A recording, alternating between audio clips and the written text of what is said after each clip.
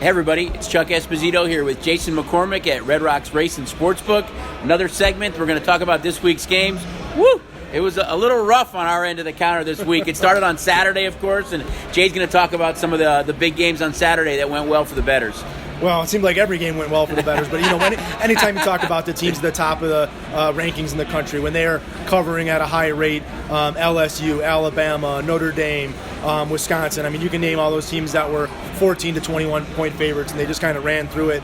And it just led to a great day for the bettors on Saturday, and that continued into Sunday with their parlays, and the things didn't go well on Sunday either with a lot of the chalks, be it the Patriots Monday night with the Chiefs. We didn't bring the little dog out to bark today because there was no puppies barking this weekend. It would have been great if the Broncos could have knocked off the Vikings, or if Arizona would have been able to hold on against the 49ers. Right. But again, a great week for the bettors, and they are loaded with money in their pockets. They're ready for this week's games, and we've got another full slate ready to go. Again, looking at the top of the college board, again with LSU as a 43-point favorite over Arkansas.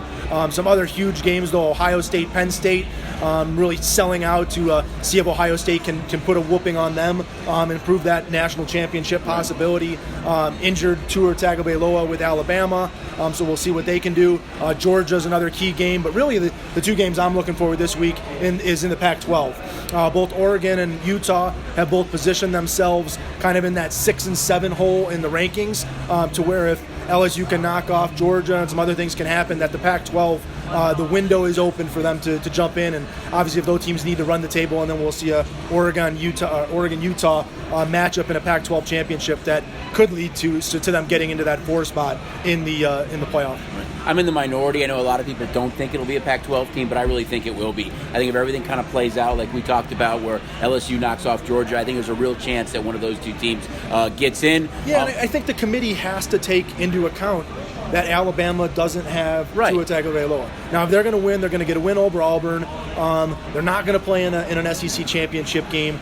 Does Oregon? That hurts a lot. I think not playing in a championship game. Playing again, they're going to be playing what is essentially the 6th and 7th team in that playoff ranking. Does that leapfrog you over a team that's maybe sitting in that 5 hole? So again, I think it's going to be interesting. Maybe 5 and 6 if Georgia's already gotten beat at that point by LSU. And Oregon and Utah still need to take care of business. And again, they want to roll up those scores on their opponents in the Pac-12 to make a case for themselves. So look for them the next couple weeks. I got a little confused this past weekend, though, because I always thought it was Black Friday and it was Black Saturday and Sunday. So I'm not really sure, but I was a little confused this weekend. But it was a good shopping day for favorite players, as favorites covered 9 games, went 9-4 against the number on Sunday and Monday, including the Chiefs game. Overs, I think half the games went over. So overall, pretty good weekend for the bettors. I think there's some really good pro games this weekend. It kicks off with the Thursday night game between the Colts and the Texans that might decide the AFC South. The Colts already own tiebreakers. They beat them one time. But you look at the Sunday slate, Cowboys-Patriots could be a preview of that first Sunday in February. Nobody has more wins in pro football since 2016 than Dak Prescott. The only one guy is Tom Brady. That's the only guy, but of course he's got a couple of rings in that time frame. You've got the Packers and 49ers that were flexed to Sunday Night Football. You've got Seattle and Philadelphia, which is a really good game. And then Monday night, back-to-back primetime games for the Rams. They play the Ravens. So a really good slate of pro football games this week. We've touched on college. I think you're forgetting one of the best games of the week. Which game's that?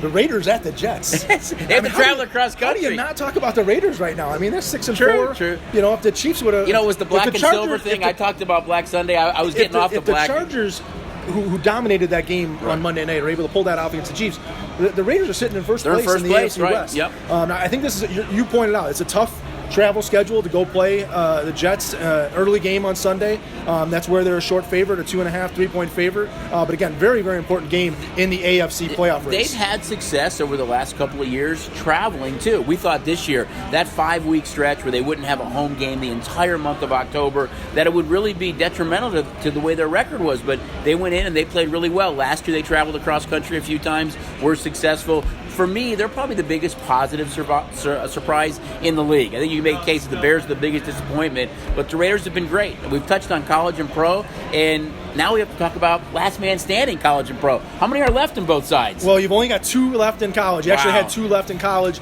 going into last week. They both won. They were both able to win, so they're both alive heading into this week. And in pro, we have 7. We had 8 going into the week, only 1 correct. loser, right? We actually had 5 contestants take the Cardinals plus 11.5 against the Niners. So they made maybe sweating a little bit on that last touchdown, but they were comfortable. So that was definitely a popular pick was the Cardinals. But 7 people left going into $150,000 pro last man standing. And it's not just about football, guys. I mean, you've got, of course, basketball going on, both college and pro basketball. And you have to mention hockey. The Knights went on a little bit of a skid, lost 5 straight games, have won back-to-back games with the save of the year, Marc-Andre Fleury last night, which was unbelievable. But a lot of cool stuff going on right now. I think if you don't forget, guys, we love when everybody comes in and experiences and enjoys everything we have to offer, but we know how busy it is around holiday time, so don't forget, if you don't have the STN mobile app, come on in, get signed up. We'll get you signed up in a matter of minutes. This way, if you can't get here, you've got that honey to-do list or whatever's going on Thanksgiving, you've got that mobile app with the 3 different games, big pro football games going on that day. So everybody have a great holiday. We hope to see you guys soon, and good luck this week.